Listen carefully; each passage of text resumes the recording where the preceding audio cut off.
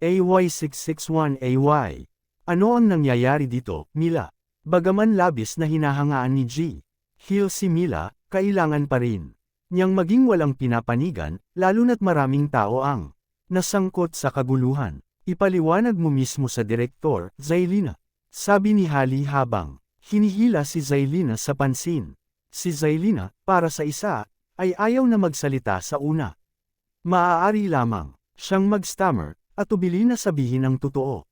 Kung sa bagay, maayos naman sila ni Mila. Si Mila ay kadalasang napakagandang tao, gayunpaman, matapos malaman na ang salarin ay si Mina, wala nang masabi pa si Zailina. Alang-alang sa dignidad ni Mila, sa totoo lang nais lamang niyang manahimik at hayaang madulas ang lahat. Ipaliwanag mo ang iyong sarili, Zailina. Hiningi ni G. Hill habang nakasimangot siya. Nang makita na wala siyang ibang pagpipilian, inilahad ni Zailina ang lahat ng nangyari noong isang araw. Hindi rin siya maaaring magsinungaling tungkol dito dahil maraming mga saksi sa paligid. Nang nangyari ito, matapos marinig ang kanyang paliwanag, nahirapan si G. Hill na maniwala sa sinabi niya. Medyo totoo lang, hindi niya talaga binili ang kwento nito. Gayunpaman, kung sinubukan niyang i-gloss ang mga bagay o tumanggi na gumawa ng isang patas na desisyon pagkatapos na marinig ang lahat ng iyon, alam niya na haharapin niya sa huli si Hali na maaaring tiyak na iulat ang kaso sa pulisya. Ano pa, dinala ni Hali ang marami sa kanyang mga kamag-aral sa kolehiyo upang suportahan siya. Tiyak na hindi nila hahayaang magpahinga ng madali kung magpumilit siyang pumili kay Mila. Mila, wala akong magagawa tungkol sa bagay na ito. Kung iyon talaga ang nangyari, natatakot akong hindi ko maibigay sa iyo ang spot. Sabi ni G. Hill, hindi mo talaga dapat, sabi ni Hali habang nakabraso. Paimpol na nakatayo si Norisa sa isang sulok habang nakatingin kay Mila, parang may gusto siyang sabihin. Gayunpaman, bago pa siya makagalaw, nakita niya ang isang babalang titig mula kay Hali. Nang makita iyon, walang magawa lamang si Norisa na maikuyod ang mga kamao at ibababa ang ulo. Nararamdamang walang kahihiyan siya. Walang masabi si Mila upang ipagtanggol ang sarili. Bilang isang resulta, wala siyang pagpipilian kundi ang panuurin ang kanyang oportunidad na madala ng iba. Paimpol siyang nasa isang walang magawang posisyon dahil wala nang naglakas loob na laban kay Hali. Mila, sabi ni Molly habang siya at ang iba pa ay papalapit sa kanya. Huwag kang mag-alala, Molly. Ayos lang ako, kailangan ko lang gamitin ang banyo, sagot ni Mila habang tumalikod na para umalis. Matapos maghugas ng kamay, aalis na sana si Mila sa mga kababaihan ng harangan ni Hali at ng ilan sa kanyang mabubuting kaibigan ng landas ni Mila. Ano pang gusto mo? Hindi ka pa tapos, sabi ni Mila habang nakatingin sa Hali icily. Ay, pero syempre hindi ako. Alam ko kung ano ang iisipin ng mga taong ito sa akin. Sa totoo lang, siguro naiisip na nila na sadya kong itinanam ang katibayan doon upang may frame ka, ngunit hindi na talaga ito mahalaga. Habang ang pagkakataon ay akin na at malinaw na nawala ka, tiyak na hindi pa ako tapos sa iyo. Sagot ni Hali. Habang nanlilisik ang mata, namumula ang mga mata. Mula pa noong bata siya, laging gusto ni Hali na maging una sa lahat. Hindi alintana kung saan siya nagpunta o kung anong samahan ang kanyang sinasali, nais niyang maging pinuno. Ang big sister ng lahat. Walang tao na naglakas loob na tawagan ito sa kanya. Dahil dumating siya sa istasyon ng TV upang mag-aral at matuto.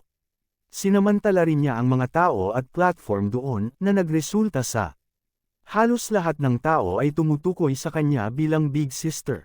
Sa kabila nito, nawawala pa rin siya sa likuran ni Mila sa halos lahat ng aspeto. Ano pa, naisip niya na simpleng ginagawa ni Mila ang pagiging palakaibigan niya at niloko niya ang lahat na gusto siya. Mula sa mahirap na Norisa, hanggang sa sobrang yaman na si Zailina na ang kasintahan ay pantay na mayaman, lahat sila ay mahusay na tinatrato si Mila. Noong nakaraan, si Zailina ay naging isa sa matalik na kaibigan ni Hali. Ngayon subalit, napakalapit na rin siya kay Mila. Sa palagay mo ba ay hindi ko pa nalalaman? Napaisip si Hali sa sarili. Kung may ibang tao o kahit na si Hali ay ninakaw ang mga mahahalagang bagay ni Zelina, alam ni Hali na hindi madali. Patawarin ni Zelina ang anuman sa kanila, kahit na siya. Sa halip, marahil ay hindi papayag si Zelina na mag-alis ang magnanakaw. Nang walang away, gayunpaman, hindi lamang hinabol ni Zelina ang bagay ng my frame. Si Mila bilang magnanakaw, ngunit nakumbinsi pa niya ang iba na huwag ipakalat ang balita sa paligid dahil maaari itong magkaroon ng hindi nais na epekto kay Mila. Bakit? Bakit lang nagustuhan ng lahat si Mila Smith? Kabanata 662. Wala akong pakialam kung mayroon kang mga sama ng loob laban sa akin. Hindi ko naman kaya na ipaglaban ka. Nginisya ni Mila. Ay, hindi ito tungkol doon. Hindi ko lang maintindihan kung bakit. Gusto ka ng lahat ngunit kinamumuhian ako. Kahit na alam ng lahat na ikaw ang nagnakaw ng singsing, sigurado akong lahat pa rin ang mag-iisip tungkol sa iyong kabutihan. Sa katunayan, sigurado akong magsisimulang sabihin nila na ako ang nag-frame sa iyo. Panipi, ayokong pakinggan ito. Gayunpaman, naniniwala ako na ang katotohanan ay mananaig sa huli. Sabi ni Mila habang sinusubukang umalis. Huminto ka dyan. Ako ang big sister dito.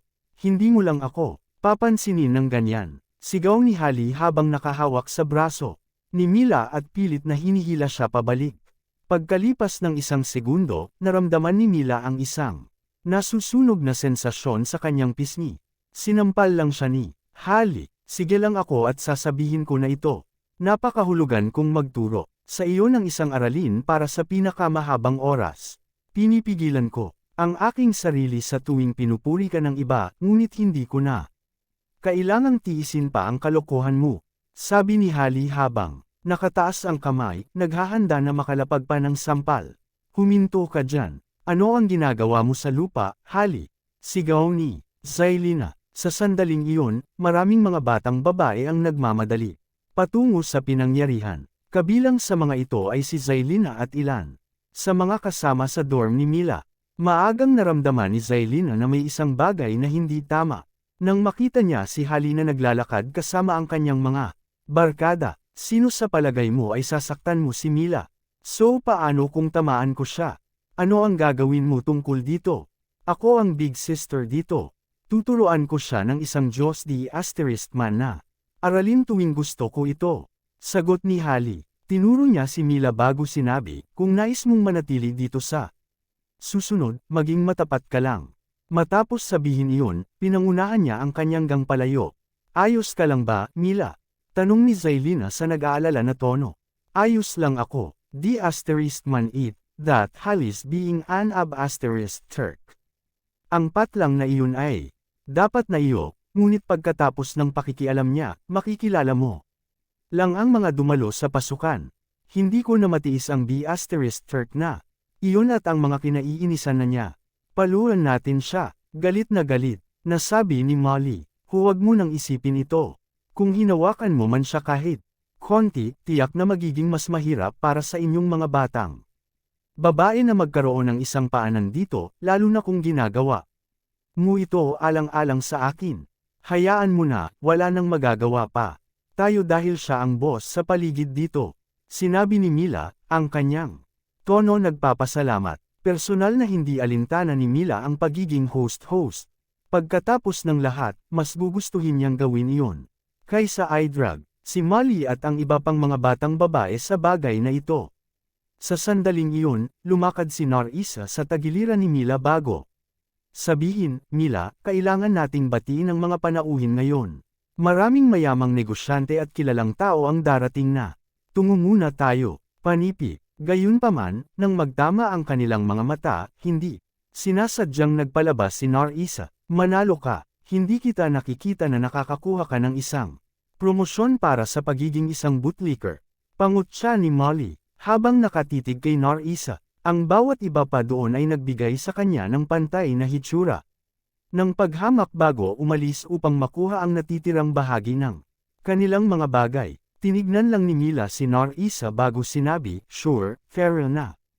Pagdating nila sa pasukan, nakita nilang masikip ang malaking plaza. Maraming mga VVIP din ang naruroon sa venue.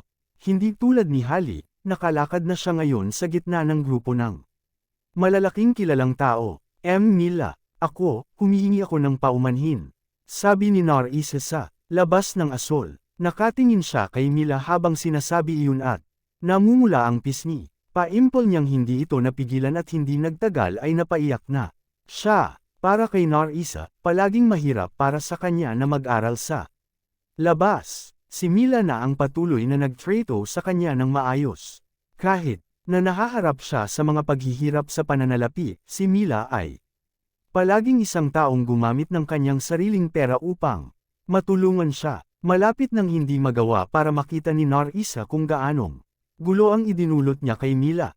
Mila, kailangan mong maunawaan. Napilitan akong, kung hindi, makakapasok ako sa gulo, sabi ni Narisa sa pagitan ng mga hikbi. AY663AY. Ipinaliwanag ni Narisa ang buong plano na naset up ni Hali upang may frame si Mila. Talaga, dahil ang pagkakataong makatrabaho ang istasyon ng TVA.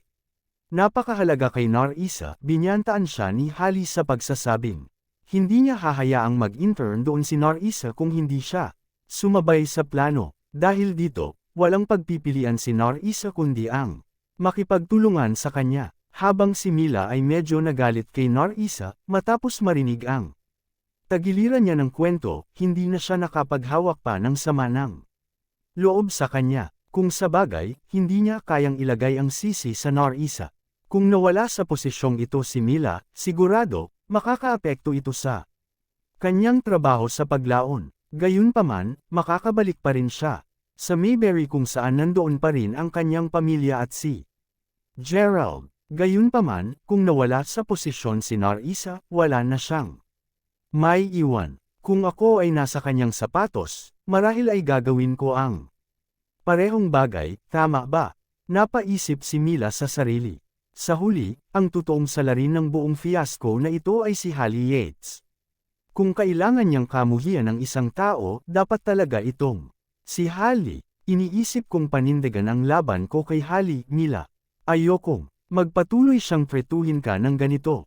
Huff, Narisa, huwag po sana. Mabuti lang, hindi ko naman kayo sinisisi. Alam kung nahihirapan ka, ngunit ang bagay na ito ay nasa pagitan namin ni Hali. Wala akong ibang sisihin kundi siya. Sabi ni Mila, manalo ka. Paano maglakas loob pareho kayong magsalita ng walang katuturan? Tumayo ka pa rin. Sabi ni Hali habang papalapit sa kanila, isang smug na ngiti sa mukha niya. Molly, Wanda, tumayo din dito. Kailangan namin ng maraming tao na humahawak sa mga panauhin kaya't humiling ako para sa dalawa pang hostesses. Panipi. Sumulyap si Hali kina Molly at Wanda nang siya ay nakatayo sa tabi ng pasukan. Noon, nagsimula nang magpakita ang mga VIP at handa silang lahat na batiin sila. Si William Rai, Pangulo ng Yanken, ay dumating. Kasunod sa anunsyo na iyon, isang binata ang lumakad na parang isang superstar, napapaligiran ng maraming tao. Sa kanyang paglalakad, itinaas ang isang watawat na kumakatawan. Sa VIP, ang bawat VIP na dumalo ay handa na magpakita ng isang bagay upang maipakita ang kanilang pagkakakilanlan at negosyo. Pagkatapos ng lahat, ito ay isang pangunahing oportunidad para sa kanila na mag-advertise at ipakilala ang kanilang mga sarili dahil ang mga tao mula sa buong mundo, ang lahat ng mga dumalo na mayayamang negosyante, ay binubaha ang dakilang tanawin. Ang Pangulo ng Modo ay dumating. Sunod-sunod, ang bilang ng mga VIP ay patuloy na tumaas. Si Hali mismo ay may karangalan na tumayo sa pinakadulo upang malugod at makipagkamay sa bawat isa sa mga VIP. Noon, ang pulang carpet ay natapakan na ng daan-daang mga mayayamang negosyante at kilalang tao. Sa ilang kakaibang kadahilanan, habang tumatagal siya nakatayo, roon, mas nasasabik si Mila sa pakiramdam.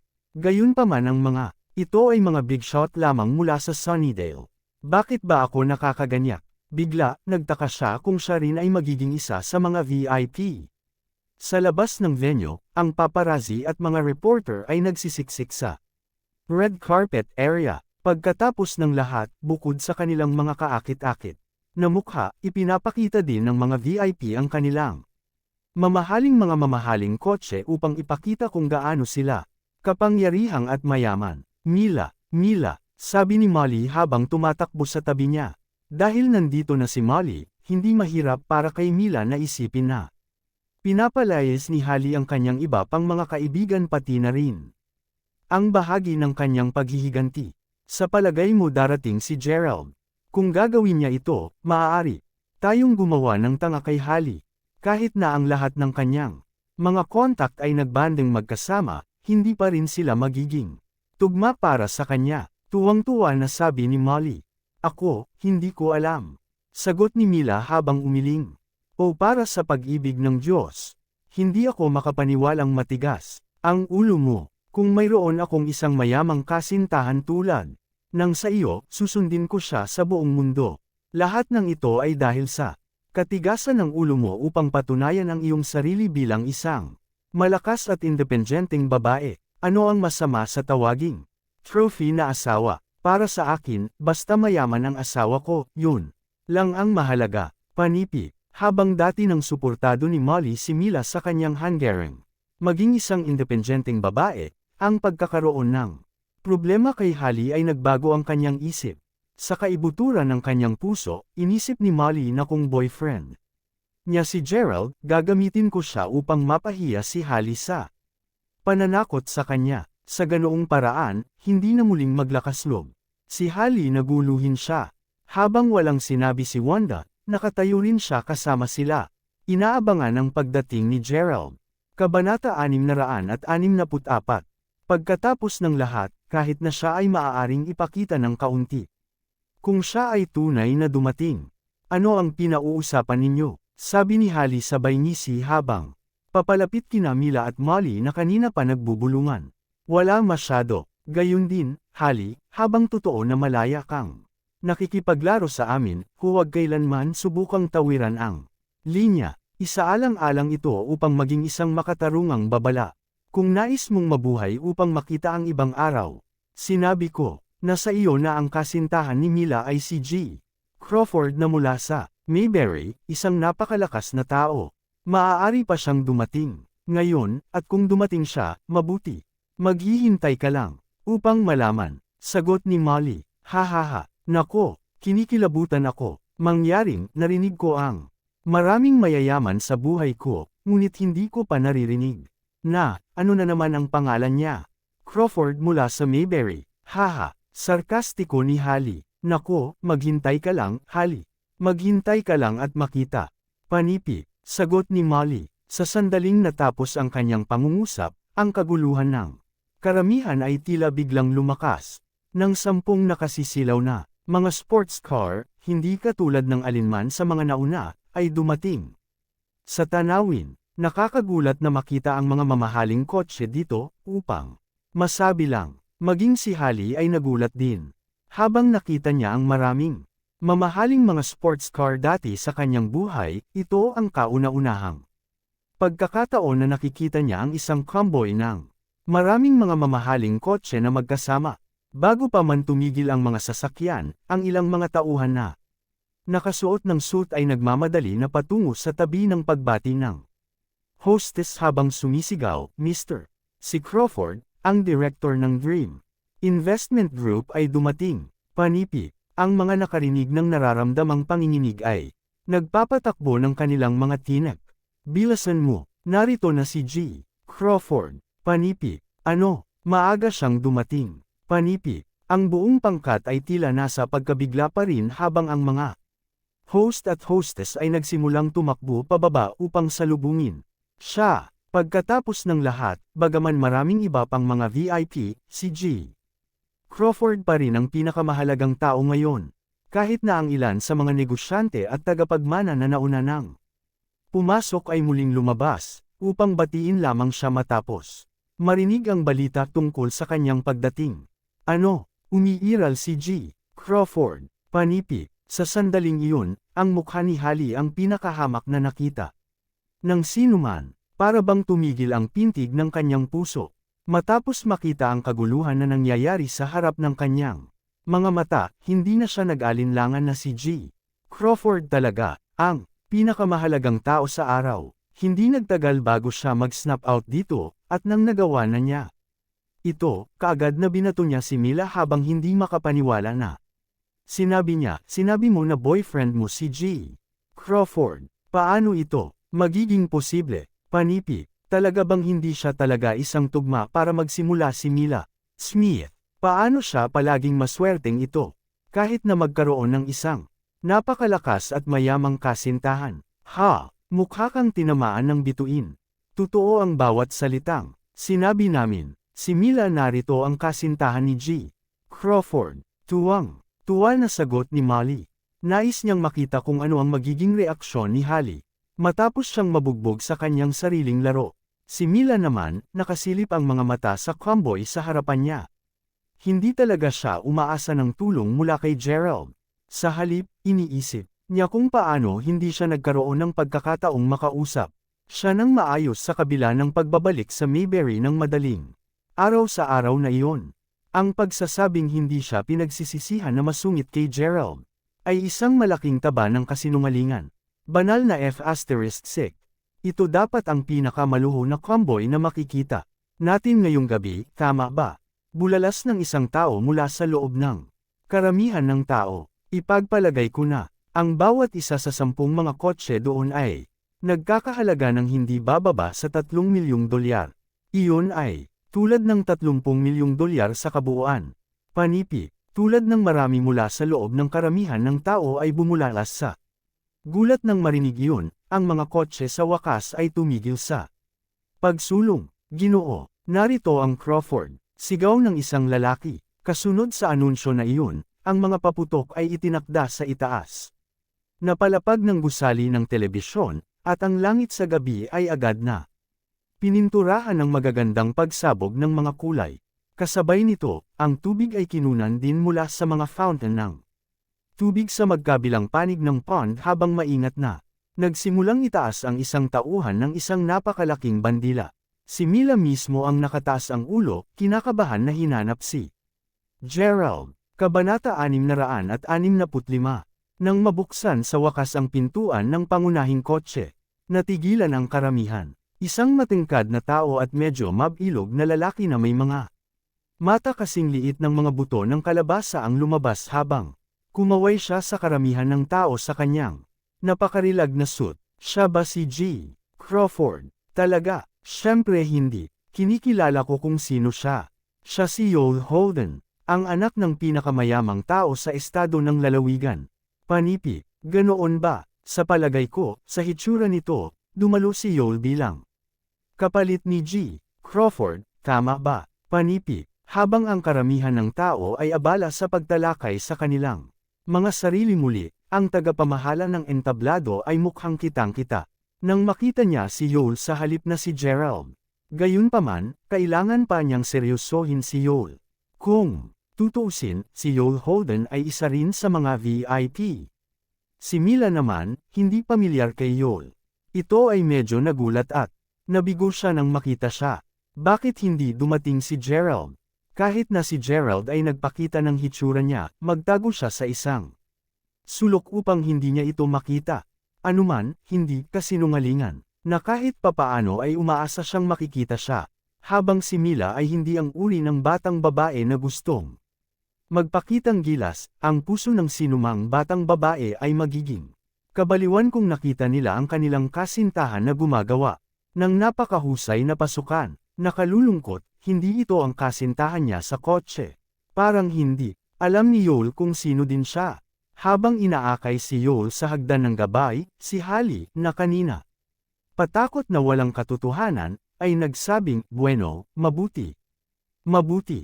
Ano meron tayo dito, bakit hindi lumapit ang kasintahan mo upang batiin ka?" Panipi, malinaw na sinusubukan niyang ipahid ito sa mukha ni Mila. D***er nito. Hindi naman ito si G. Crawford. Bakit wala siya dito? Panipi, sabi ni Molly sa halip na nagsisisi. Sigurado siya kung gaano kalugod-lugod ang pakiramdam ni Holly sa sandaling iyon. Ang F*** na sinusubukan mong hilahin, B***Turk. Hindi mo ba pinag-uusapan ang galing ng kasintahan mo kanina? Nakakahiya, mukhang hindi kita na sample ng husto kanina pa. Bugs okay. Hali, isang pahiwatig ng galit sa boses nito.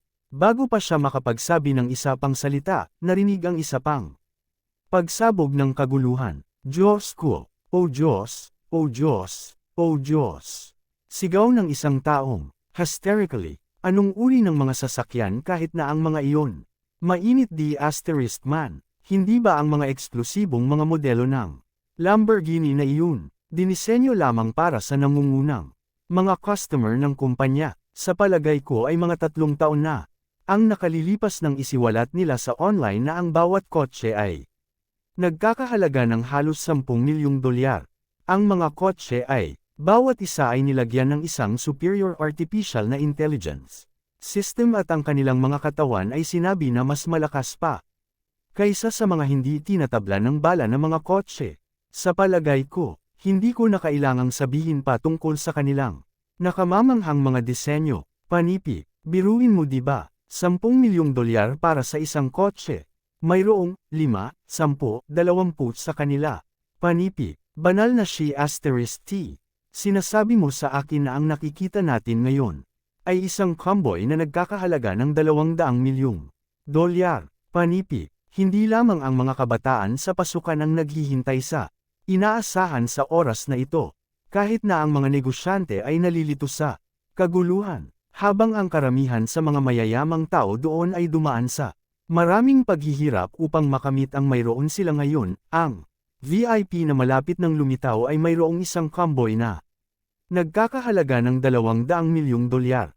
Karamihan, kung hindi lahat, ng mga tao sa karamihan ng tao ay namumutla, malinaw na labis na nasasabik sa walang uliran nitong engranding pasukan, habang ang taong namumuno sa mga host ay inilipat ang kanyang tingin sa tagapamahala ng entablado. Nakikita niya na ang tagapamahala ng entablado mismo ay humihinga ng malalim upang pakalmeyan ang kanyang sarili.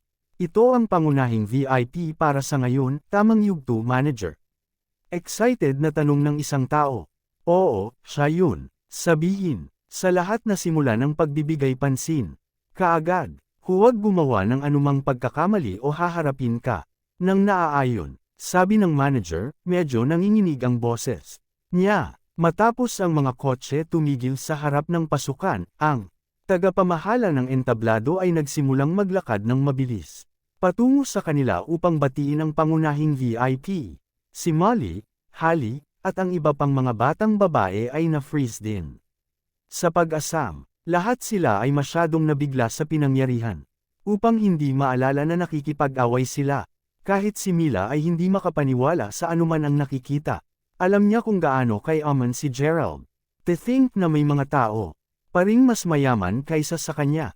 Pagkatapos ng lahat, ang pangunahing VIP ay isang tao na nagmamay-ari ng isang 200 milyong dolyar na convoy. Anong uri ng bahay ang tinire niya? Sus, ang lahat ay napakahusay. Lamang sa puntong ang buong eksenang ito ay tila hindi ka panipaniwala. Sa oras na mabuksan ang pinto ng kotse, ang tagapamahala ng entablado at maraming iba pang mga VIP ay nakabuo ng 2 magkatulad na mga hilera sa labas nito, handa ng handa at alerto. Nabatiin ang kanilang pinakamagagaling na panauhin. AY666AY. Pagkakita na lang nila sa paglabas ng dalaga, lahat ng nasa 2 hilera ay agad na yumuko ng malalim. Ang babaeng may puting nyebe na balat na mukhang nasa 27 taong gulang, ay mayroong isang pares ng mga may tatak na salaming pang-araw. Nakasuot din siya ng labis na mamahaling damit na kinumplito ng blazer na nakatikip sa kanyang balikat. Habang nagpatuloy siya sa pagmuya sa kanyang gilagid, hiniling niya ng bahagya ang kanyang mga balikat, pinapayagan ang kanyang blazer na maayos na mahulog sa kanyang balikat. Naabutan ito ng isa sa kanyang mga tanod bago pa man ito mag-alaw sa lupa.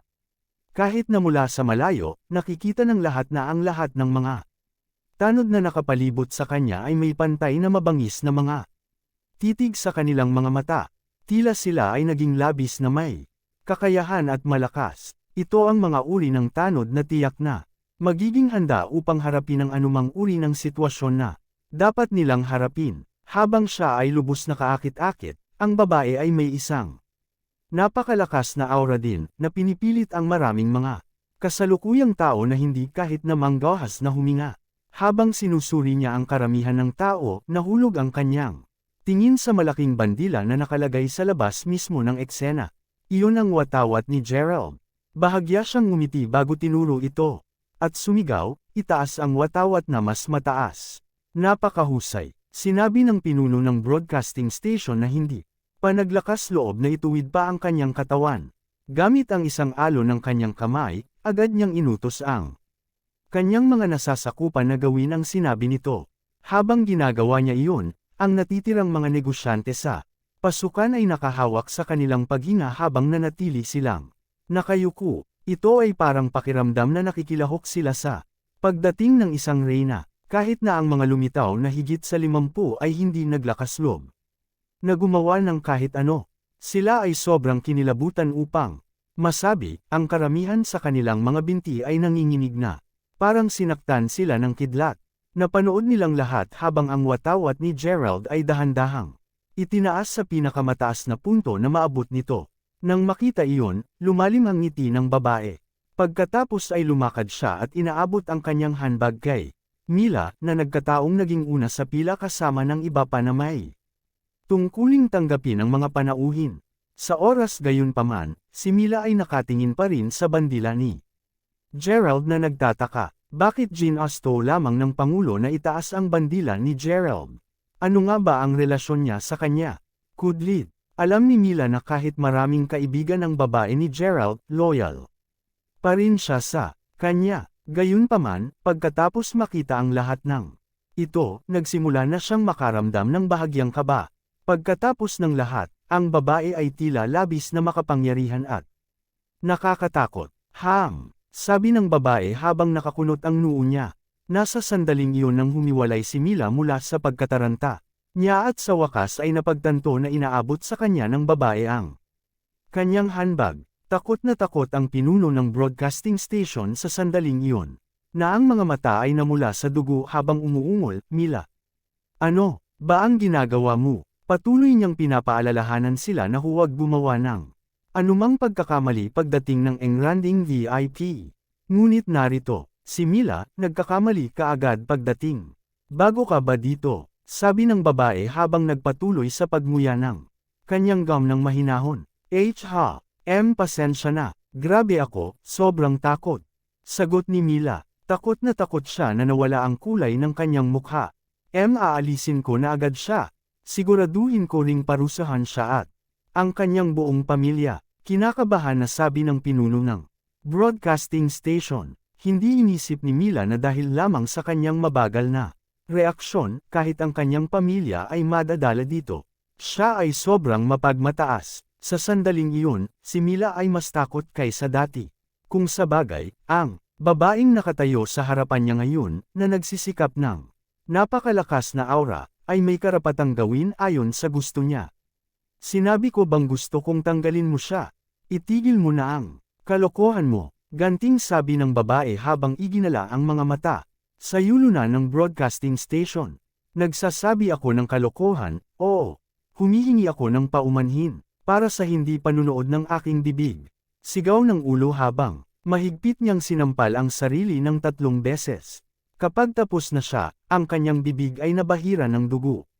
Si Holly naman, binaba ang ulo sa oras na iyon. Napuno siya ng saya. Tiyak na magiging buong ito para kay Mila ngayon. AY667AY. Sabihin mo sa akin, bakit kanina ka pa nakatingin sa watawat na iyon? Tanong ng babae, malinaw ang boses nito.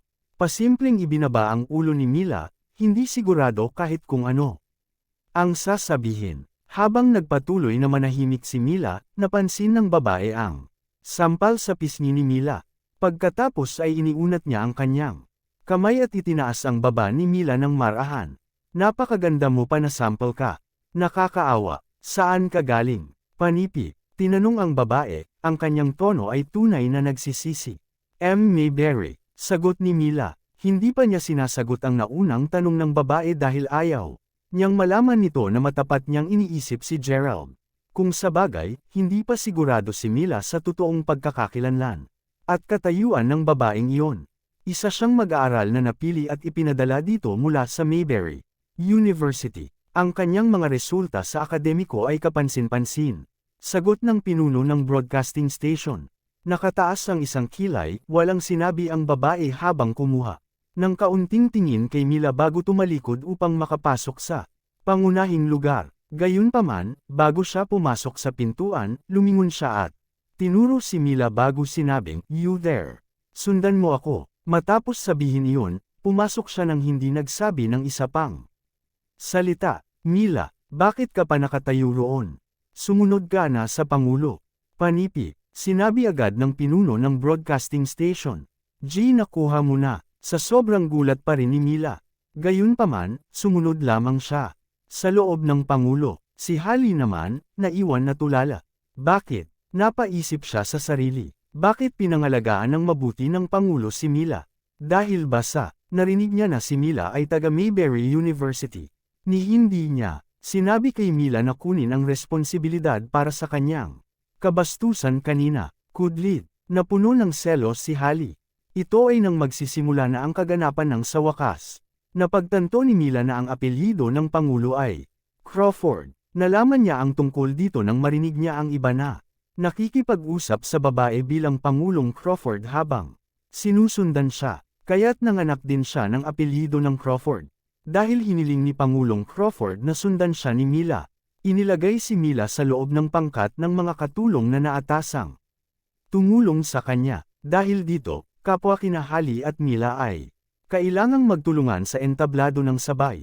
Ngayon ay nabulag ng paninibugho, tumingin si Holly kay Mila ng mga mata na nakakapatay tuwing makakaya niya. Makalipas ang ilang sandali nang makita niya na si Mila ay abala sa pagpuno ng tsaa para sa mga panauhin isang hindi magandang balak ang nabuo sa kanyang isipan. Habang dinadaanan ni Holly si Mila, binigyan niya siya ng isang napakaikli ngunit malamig na pagsulyap bago ito hinihimas ng bahagya. Dahil sa kanyang mga aksyon, ang tasa na hawak ni Mila na halos matamba sa sahig. Sa kabutihang palad, nahuli ito ni Mila sa oras. Habang ang tasa ay ligtas, ang mga nilalaman nito ay splashed sa buong tao sa harap ng Mila. At ang taong iyon ay walang iba kundi si Yoel. F***. Tingnan mo ang nagawa mo. Sabi ni Yoel habang tinititigan si Mila ng galit, isang nakakunot na noo na namumuo sa mukha niya. Humihingi ako ng takot. Humingi agad ng tawad kay Mila. Tulad ng sinabi niya na, isang nag-aalab na pagkamuhi kay Holly ay namulaklak sa loob ni Mila. Malinaw na ang panibugho ni Holly ay nagtulak sa kanya upang magpatuloy sa paglikha ng gulo para kay Mila, kahit ngayon, hindi alintana, kahit na si Yoel ay kasalukuyang nandito lamang.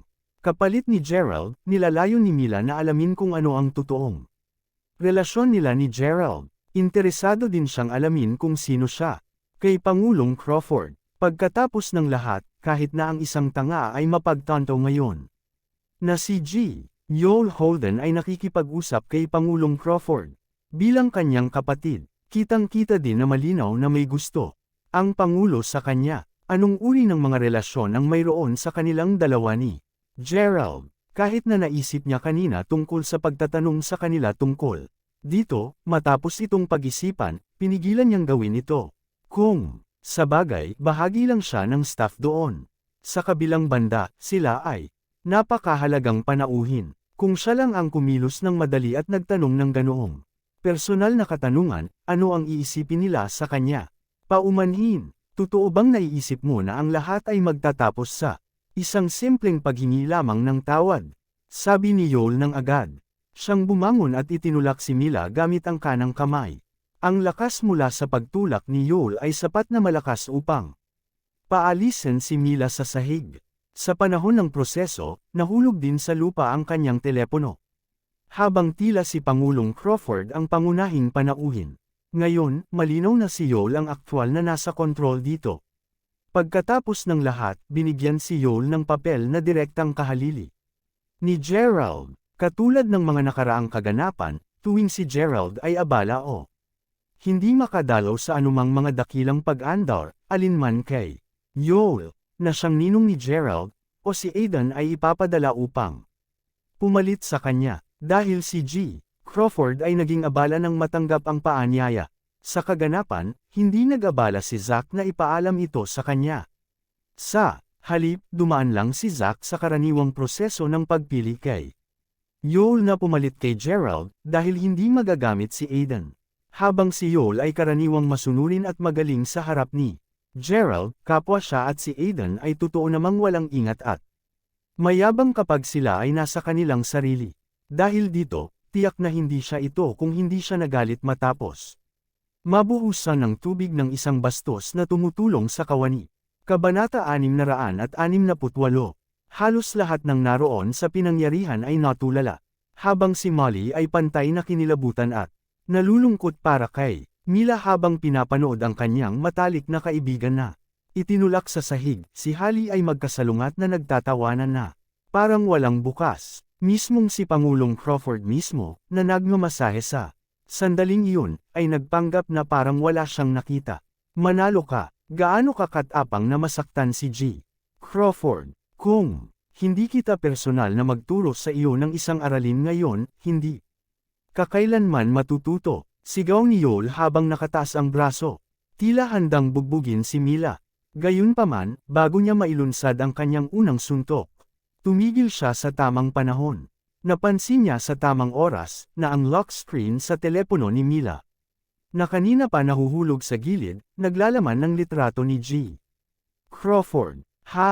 Ano? Gulat na sabi ni Yoel. Kilala mo ba si G.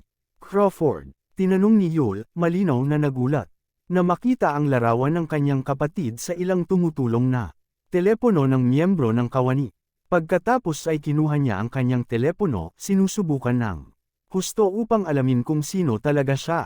Dahil hindi pa siya makabuo ng anumang lohikal na conclusion, pinigilan niya ang bugbugin siya. Ibalik mo sa akin ang telepono ko, sabi ni Mila habang inaagaw ang kanyang telepono mula sa mga kamay ni Yoel. Tinatanong kita ngayon, bakit mayroon kang litrato ni G. Crawford bilang iyong lock screen na larawan?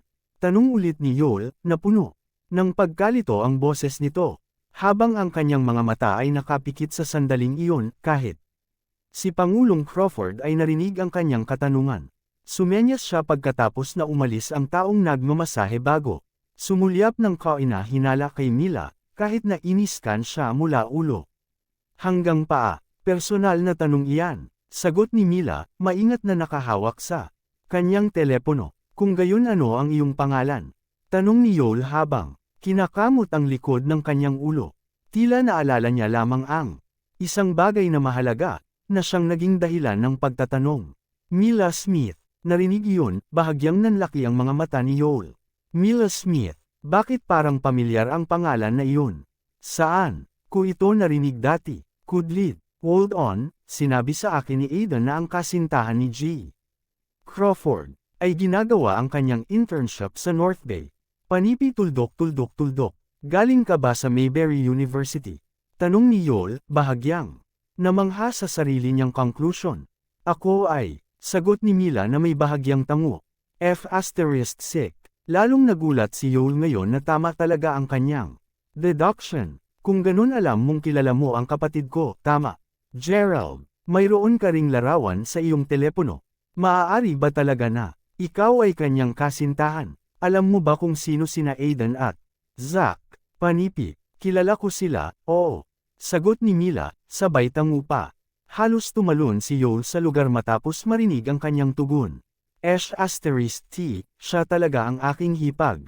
Ano ang nagawa ko? Paano ko siya halos napalo? Kudlit. Napasigla ako para sa oras na ito. Napaisip si Yoel sa sarili habang nakabilang tingnan si Pangulong Crawford ng mahinahon. Nang makita ang reaksyon nito, tumayo agad siya. Likas na narinig niya ang kanilang buong pag-uusap, at nagulat din siya sa paghahayag habang siya ay naglalakad papunta kay Mila. Ikaw ba talaga ang kasintahan ni Gerald? Tanong ng Pangulo. Oo, siya nga. Girlfriend siya ni Gerald, Mila. Sigaw ni Molly, na humakbang sa sandaling iyon, sa asul. Nang makita na hindi na niya ito maitatanggi, kinagat ni Mila ng bahagya ang ibabang labi bago tumango bilang pagsang-ayon. Labis na nag-aatubili si Mila na aminin ito dahil nais niyang maging Mas malaya sa halip na umasa lamang kay Gerald. Ito ang dahilan kung bakit tiniis niyang mag-isa ang lahat ng kanyang paghihirap. Hindi niya nais na makilala lamang siya bilang eye candy para kay Gerald kung magpapatuloy siya sa pagiging kasintahan. Dahil sa kanyang kawalan ng pag-asa sa pangalan ni Gerald sa kanyang workspace gayunpaman, ang katotohanan ay nagsilbi lamang upang palakasin kung paano natigilan ang mga tao doon. Mainit di asterisk man. Siya ba talaga ang kasintahan ni G. Crawford? Panipi, hulaan ko kaya. Habang siya ay talagang maganda, nagtataka ako kung bakit siya nagtatrabaho bilang isang resepsyonista dito.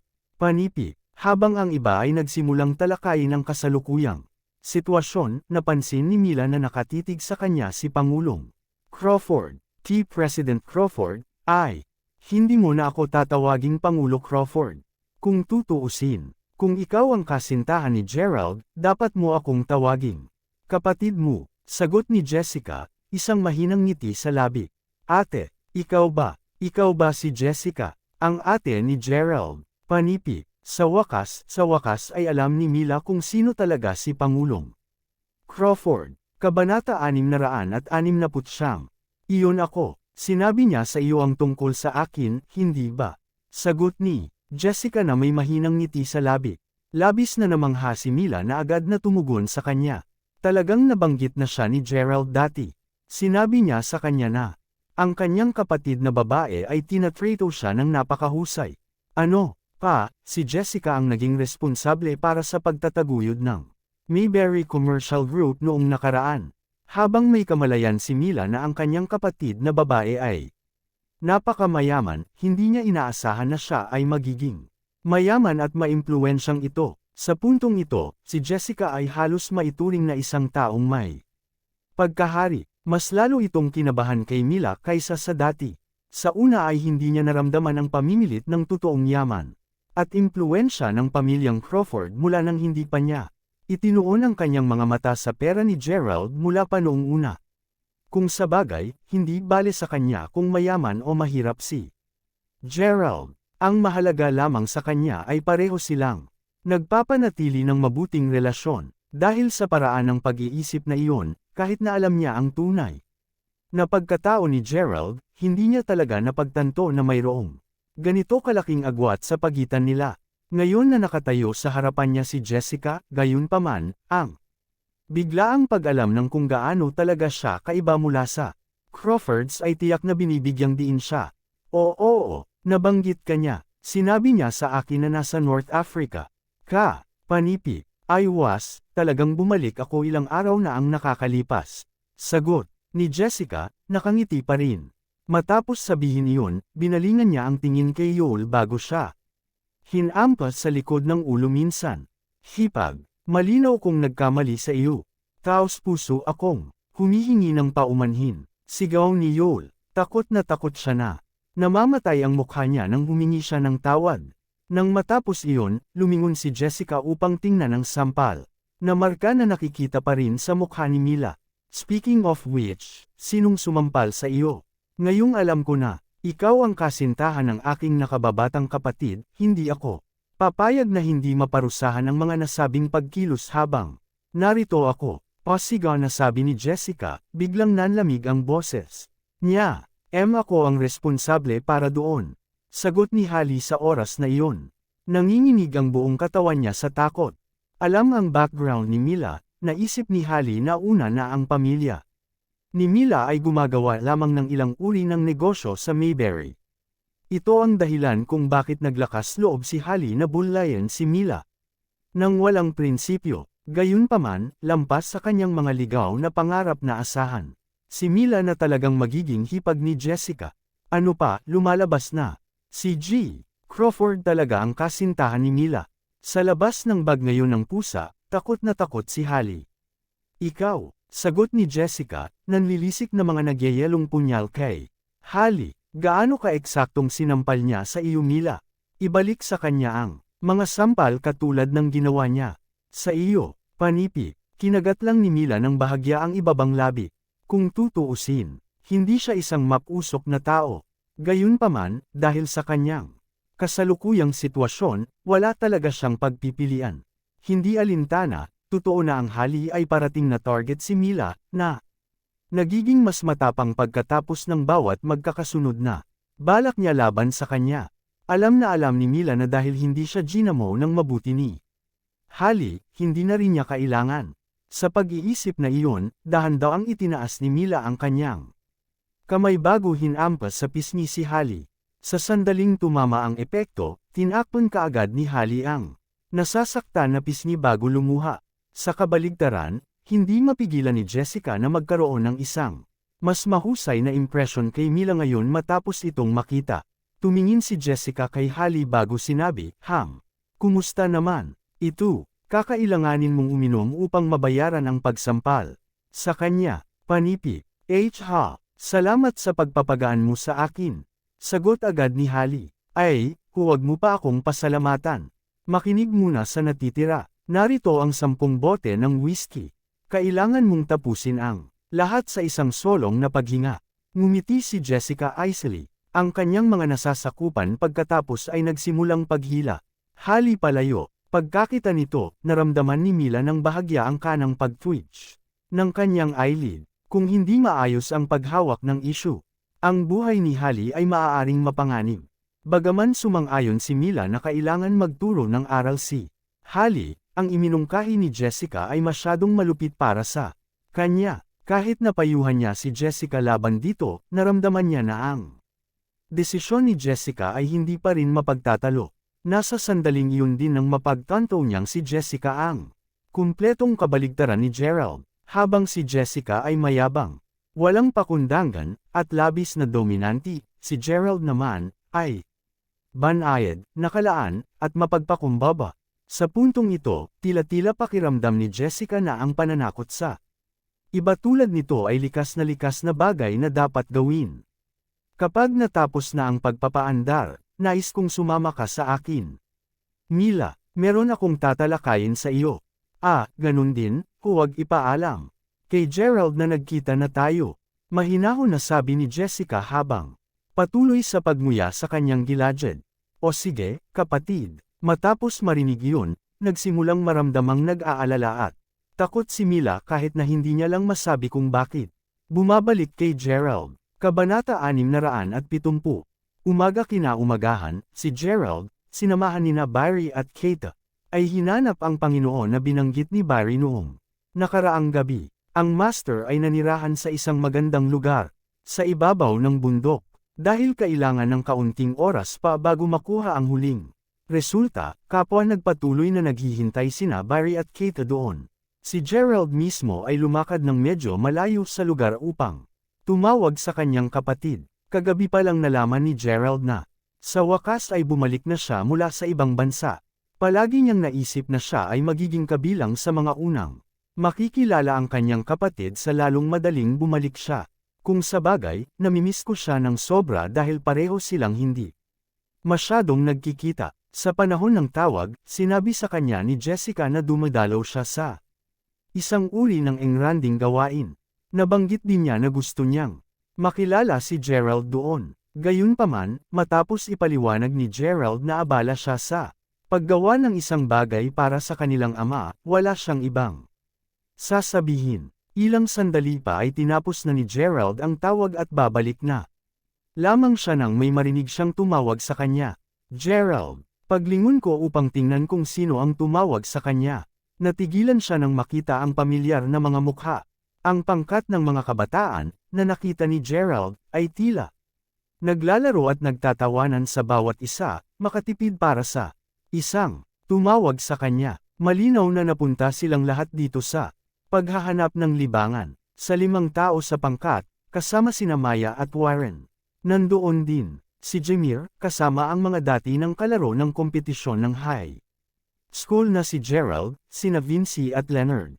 Manalo ka, siya talaga yun. Anong pagkakataon? Talagang makaka-crush natin siya kahit saan man tayo magpunta. Sabi ni Maya na hindi niya mapigil ang ngumiti ng mapait. Narito sila dahil sinabi sa kanila ni Jameer na ang tanawin ng lugar na ito ay sikat. Ano pa, karamihan ay nakalaan para sa mayayaman.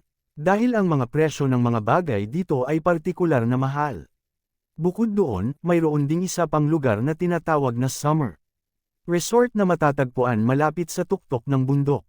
Lahat ng mga uri ng mga high-end na sentro ng aliwan ay maaaring matagpuan doon. Karaniwang kinakailangan ng isang tao upang magkaroon ng isang tiyak na antas ng impluwensya at kayamanan sa County Salford upang makapagpunta doon upang magsaya. Sa totoo lang, ang tanawin sa paanan ng bundok ay wala kumpara sa kung ano ang makakaranas ng isang tao pagdating nila sa summer resort, dahil nais ni Jameer na patunayan ang kanyang mga kakayahan at magsaya ng sabay. Nakiusap siya sa kanyang ama na payagan silang 5 doon na magkaroon ng magandang pagsasama. Matapos ang ilang paghihirap, sa wakas ay nakumbinsi niya ang kanyang ama, kaya naman lahat sila ay umaakyat sa bundok ngayon. Ito rin ang dahilan kung bakit nagawa nilang bumangga ulit kay Gerald habang tinatangkilik nila ang tanawin. Gusto ko sanang paanyayahan kang lumabas upang magsaya kasama kami, ngunit hindi ko alam kung mayroon kang anumang nangyayari mula noong lumabas ka dito sa County Salford. Sabi ni Vincy sabay chuckle, habang hindi siya eksaktong malapit kay Gerald, kapwa pinanatili nina Vincy at Gerald ang isang dating klase na uri ng pagkakaibigan. Kung ikukumpara sa natitira, siya ay sa katunayan, medyo mabait. Kay Gerald, pinahahalagahan ko ang kaisipang iyon, Vincy. Wala talaga akong nangyayari ngayon. Nakatingin lang ako sa paligid. Sagot ni Gerald, na medyo mabait. Manalo ka, kailangan kong sabihin na hindi ka masyadong masama sa iyong sarili dahil alam mo ang tungkol sa sikat na magagandang lugar na ito. Gayunpaman, dapat kong ipaalala sa iyo na kasalukuyan mo lamang tinitingnan ang tanawin mula sa paanan ng bundok. Panipi, sabi ni Maya habang nakangiti. Ito ang kanyang karaniwang prangka na estilo ng pagsasalita. Sa kanyang isipan, natansya na niya, batay sa kanyang kaalaman sa katayuang pang-ekonomiya ni Gerald, napupunta lamang siya sa mga lugar na hindi nangangailangan ng mga bayarin sa pagpasok. Sa tuwing pupunta siya sa mga paglalakbay, pagkatapos ng lahat, upang makapasok sa tulad ng mga high-end na lugar, ang isa ay kakailanganin munang magkaroon ng hindi bababa sa ilang uri ng mga koneksyon o pera tulad niya, tama ba?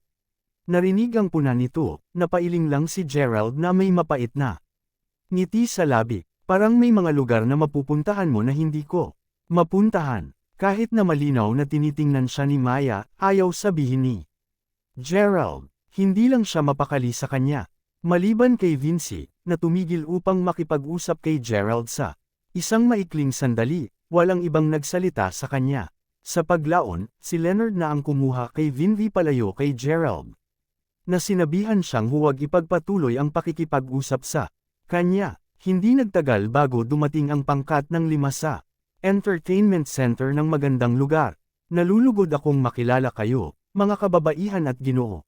Mangyaring ipakita ang iyong mga VIP card, sabi ng isang kawani na nakatayo sa pasukan.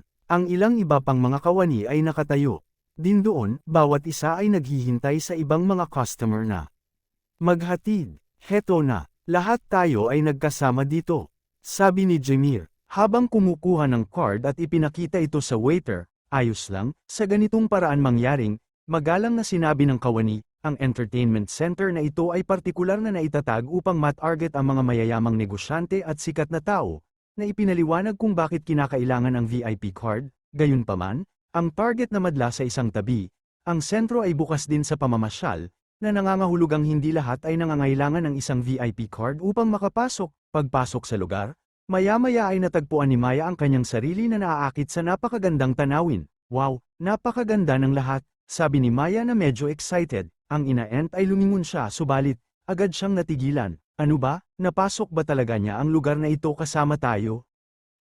Hanggang dito na lang ang ating kwento. Huwag kalimutan mag-like, share and follow for more story ng Ang Lihim na Mayaman.